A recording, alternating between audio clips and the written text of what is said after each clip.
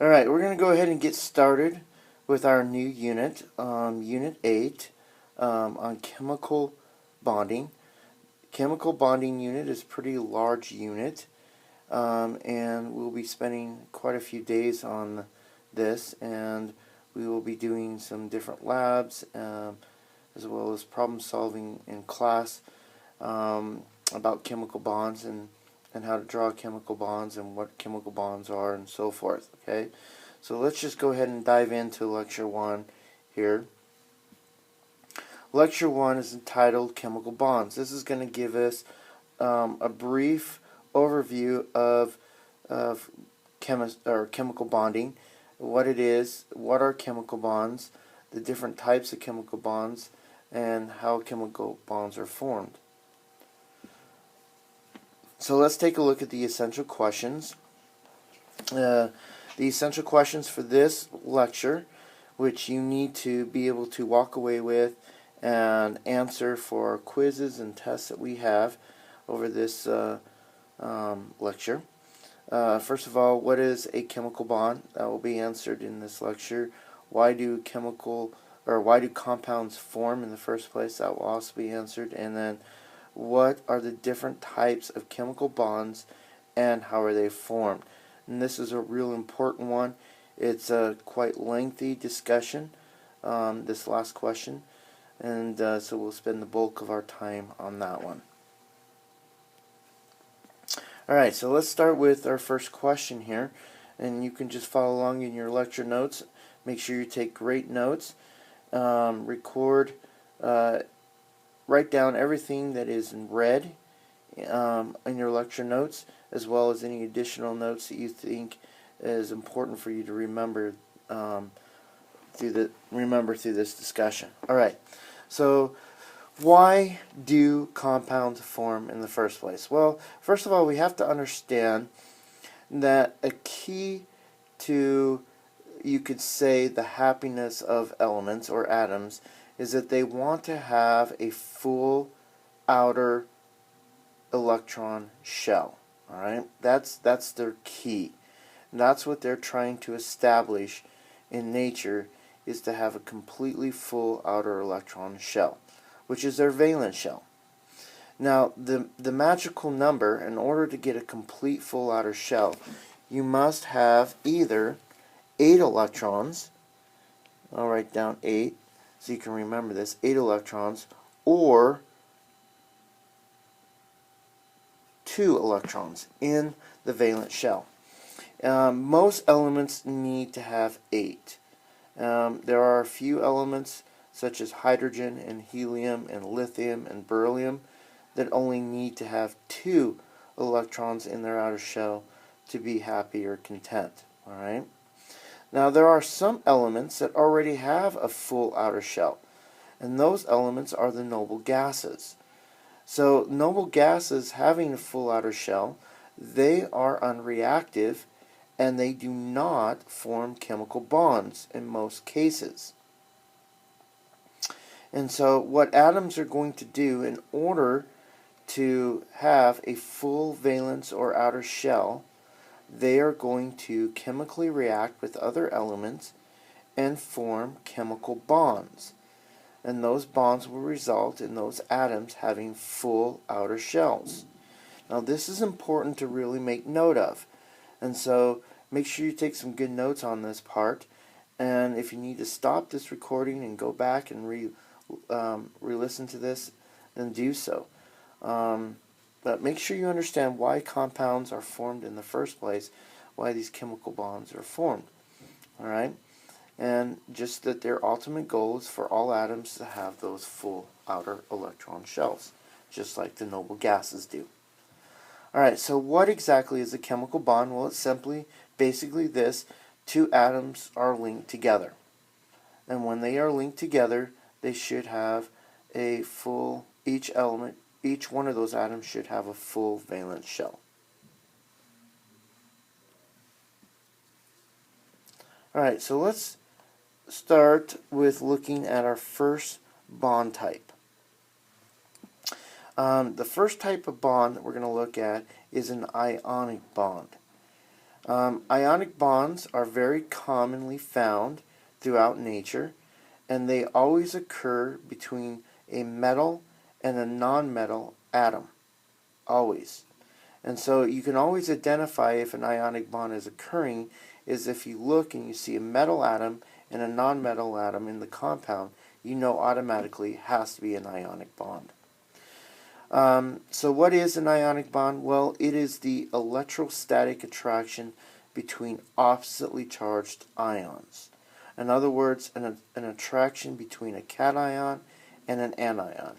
And we'll look at this in a little bit more details here in just a minute. Alright, so how are ionic compounds formed in the first place? Well, as stated here, it says electrons from the metal, that's the metal atom, are transferred to the nonmetal. Now, the electrons that are being transferred here are the valence electrons in the metal atom.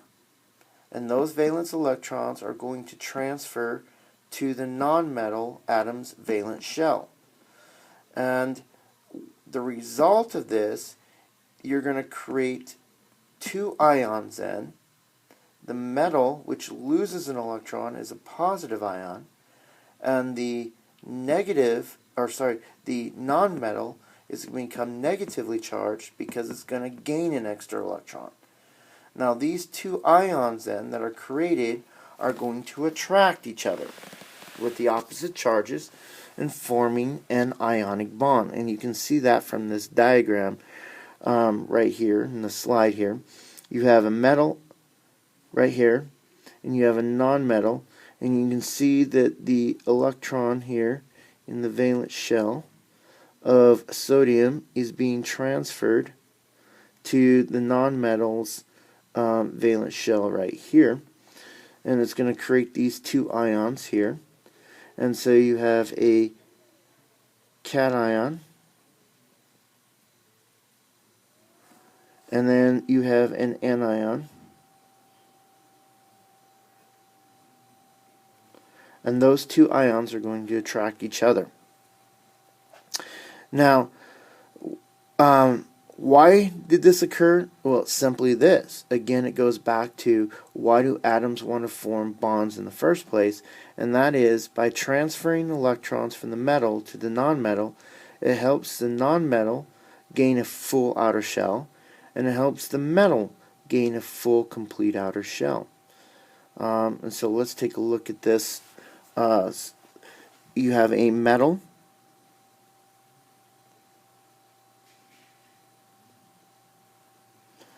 and the metal is going to transfer its valence electrons to the nonmetal, and that's going to result in a cation, which is positively charged.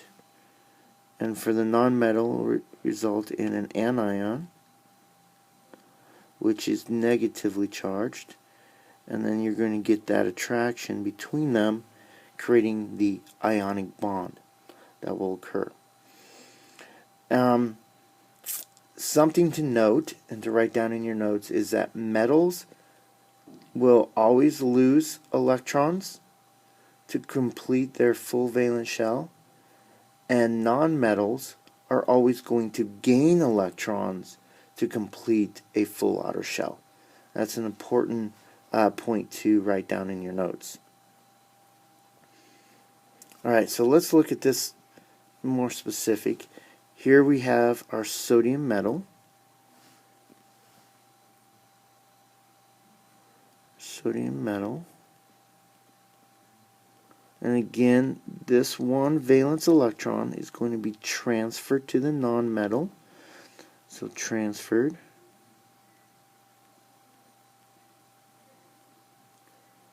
To our nonmetal. And that chlorine nonmetal is going to pick up that extra electron. And if you count these electrons, you will find that when sodium loses that one electron and becomes a cation down here,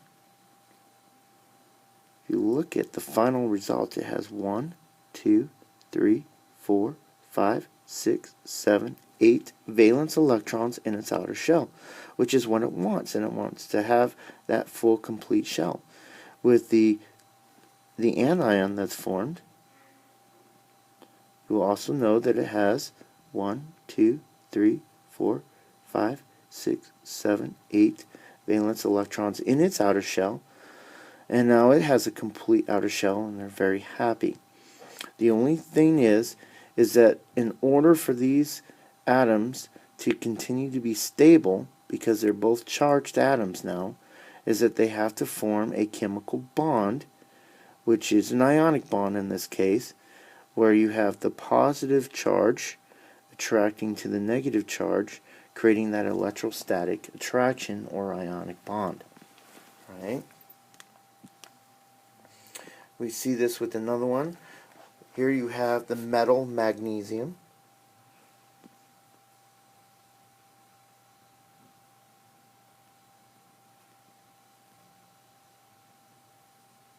Well, let me erase that. I'm going to write this down here. So you have the metal. There's the metal, and then you have two nonmetals in this case. And that is because the magnesium has two valence electrons, right here and right here, that it needs to get rid of. Remember, metals want to get rid of their electrons, and when they do so, they lose that full shell, and that full outer shell, and so their new outer shell is going to have 8 valence electrons. So magnesium is going to give up one electron to one of the fluorines, and the other electron to the other fluorine. It creates 3 ions now. One cation, which is the magnesium ion, and 2 anions, the fluorine ions. But notice, if you count all the electrons in the ions in the valence shell, they all have 8 valence electrons, and they're all happy. They have complete shells. So we now have created not only an ionic bond between these ions, but we've created an ionic compound. And the ionic compound is magnesium fluoride. And notice the ratio is 2 to 1, 1 magnesium to 2 fluorines, in order to create full outer shells in the magnesium and fluorine ions. Alright? And so that's essentially how we create ionic compounds, is by transferring valence electrons from the metal to the nonmetal. The opposite charges then attract, forming the ionic bond, and which results in forming an ionic compound. Alright, so go ahead and go back and review this video, or this part of the lecture, if you need to, on ionic compounds.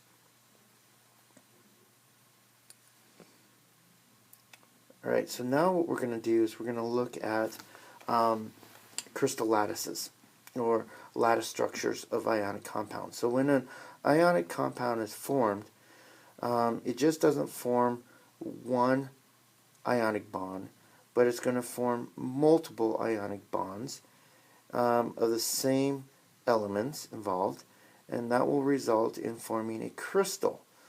And often we call these crystal lattices, or we call them ionic lattices, and they're just three-dimensional crystal structures, and every ionic compound forms a ionic lattice or a crystal. Alright? And these lattices are really determined essentially because they have fixed arrangements of ions that is based on a repeating unit. And you can see this diagram that I have here for you is a diagram of sodium chloride, or a crystal sodium chloride. And you can see from this diagram is that you got the purple represents the sodium ions, and the chlorine represents, or the green represents the chlorine ions, and it's in this tight crystal structure. It looks like a cube. And so all the sodiums are all attracted to the chlorines, and creating this structure, or this crystal structure. Now the geometry of a crystal lattice or a ionic lattice is going to vary in different compounds depending mainly on the size of the ions. All right. And so you don't need to know all of the different types of geometrical crystal shapes for an ionic compound. You just need to know that ionic compounds are going to create these crystal lattices and that they're going to be different geometries, and for a particular ionic compound they have a fixed geometry.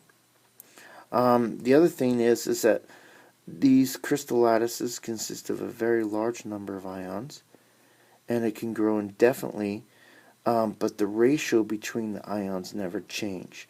So in other words, for a crystal lattice for sodium chloride, you're always going to have a 1-to-1 ratio. 1 sodium for every 1 chlorine in the entire crystal. Alright? Now, another thing you need to know about a crystal lattice is the coordination number. Alright? So just simply what the coordination number is, definition-wise, is going to be sufficient for our class. But the coordination number is used to express the number of ions that surround a given ion in the lattice. So for example, looking at our sodium chloride crystal here, the sodium chloride crystal lattice has a coordination number of 6. What that means is that every ion is surrounded by 6 other ions. So that means if you take 1 sodium ion in the crystal, it is going to be surrounded by 6 chlorine ions. And if you take 1 chlorine ion, it will be surrounded by 6 sodium ions. Alright? And so that's just simply what the coordination number is. So make sure you spend some time just reviewing your notes on these crystal lattices. We'll talk more about crystal lattices a little bit later in this unit. Alright.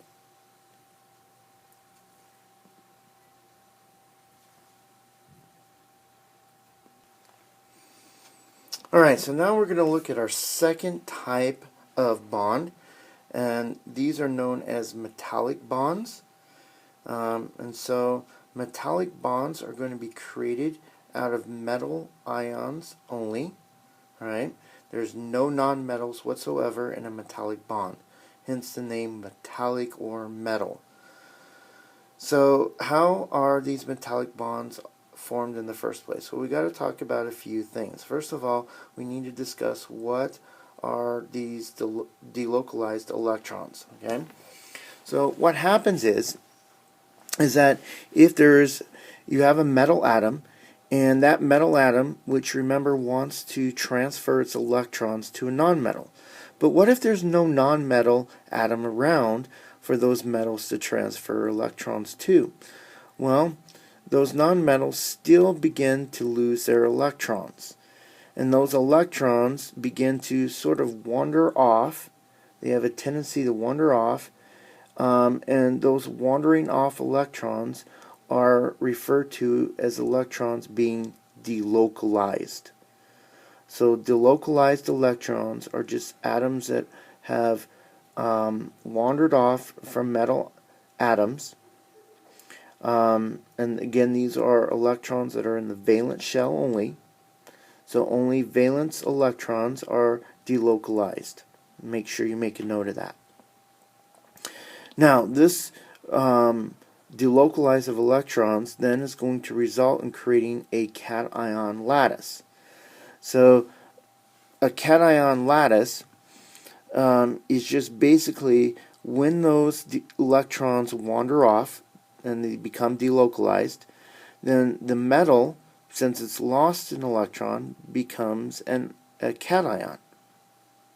And so what you'll have is you'll have all of these metals, as this diagram indicates. You have these different metals here, and you can see by these right here the wandering electrons, and these electrons are just wandering around, just aimlessly moving around, and So you create this network or a crystal structure called a cation lattice. And the delocalized electrons are just going to be free to move throughout the lattice, and those delocalized electrons do not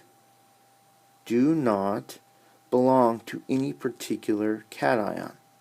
They're just moving around, free flowing. Alright? Now, when we create these cation lattices, because of the delocalized electrons, then electrostatic attractions between the lattice and the positive ions, between the lattice of the positive ions and the delocalized electrons. So this is what I would make sure you're understanding. The lattice, so the attraction between the lattice positive ions and the delocalized electrons is going to form our metallic bonds. Alright? And so you can see each of these metal ions. So this is a cation.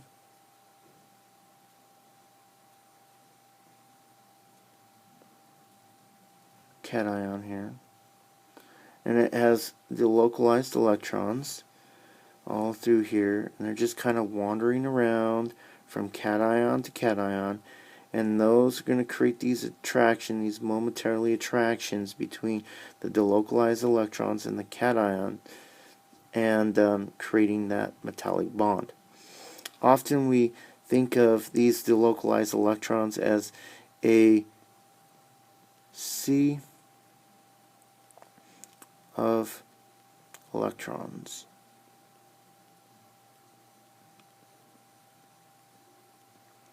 Right? Sea of electrons.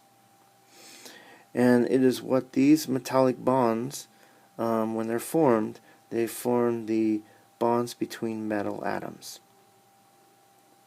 giving them full valence shells. Alright? Important results of forming these metallic bonds are their physical properties.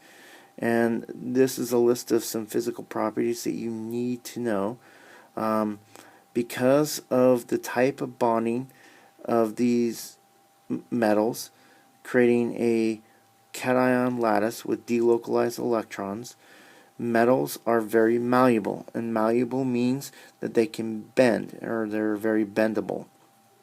They're also ductile, which means that you can shape a metal and feed it into a wired system. And then metals are great conductors of heat and electricity. So make sure you make notes of those. Alright, now, so we've talked about ionic bonds, we've talked about metallic bonds. The last bond type we're going to discuss here is a covalent bond. Covalent bonds occur between non-metal atoms only. Non-metals only. Basically, essentially, a covalent bond is the electrostatic attraction between a pair of electrons, and positively charged nuclei. Alright? So, I'm going to kind of diagram to you what this essentially means down here. If you have a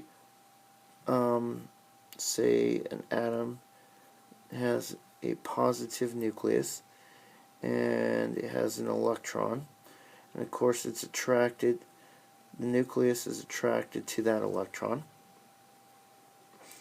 And if you have another atom that has a positive nucleus and it has an electron that it's attracted to, if these two atoms get close enough to each other, then the nucleus of this atom is going to be attracted to that electron, and the nucleus of this atom is going to be attracted to that other atom, and essentially you're going to form a bond between these two atoms, or these two nucleuses, which is essentially an electrostatic attraction between a pair of electrons in a positively charged nucleus. Every covalent bond shares 2 electrons. So when we're thinking about covalent bond, we're talking about sharing of 2 electrons.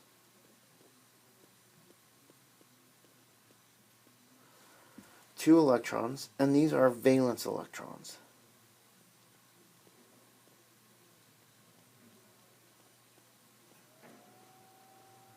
Okay. Now, when these nonmetals share their valence electrons and form a covalent bond, the sharing of electrons between these two atoms, nonmetal atoms, are going to give these nonmetal atoms full valent shells, full outer shells, just like the other bond types. And if you think about this, nonmetals, remember, they don't want to give up their electrons. Nonmetals want more electrons. So two nonmetals that bond together aren't willing to give them up, but instead they compromise and they say, okay, we'll share electrons between us, and that's going to help us to get our full outer shell. And that's indeed what they do. So you can take a look at this. This is hydrogen. We're going to show how two hydrogen atoms come together to share 2 electrons. So remember that a hydrogen atom has 1 valence electron in its outer shell. And so if you're going to have 2 hydrogen atoms come together, they're both nonmetals, so they're going to share 2 electrons, and you can kind of see the overlapping here of these 2 hydrogen atoms, and this overlapping right here is the covalent bond, where they're sharing 2 electrons. Below here is the diagram. This is called a Lewis dot structural diagram, which we'll talk about more later. And the 2 dots represents the 2 electrons being shared between the 2 hydrogens, right here. And you're going to learn how to make those dots and make those bonding between atoms a little bit later here. Alright, so again, you have 2 nonmetal atoms, in this case 2 hydrogens, that are sharing their electrons. And notice that when they share their electrons, they now have a full valence shell, where each hydrogen now has 2 electrons in their valence shell. Okay, now let's take a look at one more. Fluorine. Alright, what we're going to do is we're going to take 2 fluorine atoms. Now, one fluorine atom only has 7 valence electrons. So this fluorine atom is missing 1 electron. It needs 8. It wants 1 more. So if it bonds to another fluorine atom with 7 electrons, and they share, let me write those, draw this again, and they're shared 2 electrons between them, and there's our bond, then they will now have 8 valence electrons between them when they share their electrons. And you can see this here, where these 2 electrons, 1, 2, so 1, 2, here, let me rewrite this. This might be easier to look at it this way. So just count these. That's 1, 2, 3, 4, 5, 6, 7, 8. So that fluorine has 8, and then the same thing, 1, 2, 3, 4, 5, 6, 7, 8. So the other fluorine has 8 valence electrons in its valence shell, and it's completely content, both atoms, forming that covalent bond. Alright, so one more time, a covalent bond is formed between 2 nonmetals.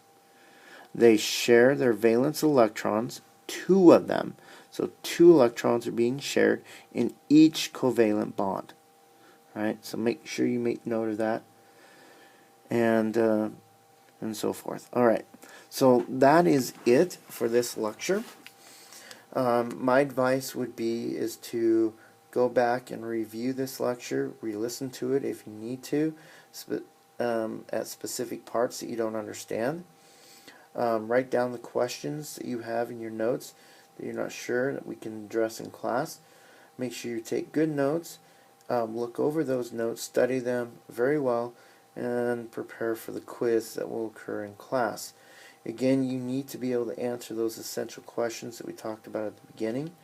Make sure you understand what a chemical bond is, how a chemical bond forms, and understand the three types or different types of bonds that we've looked here: ionic, metallic, and covalent bonds, how they're formed, and the intricate details between them.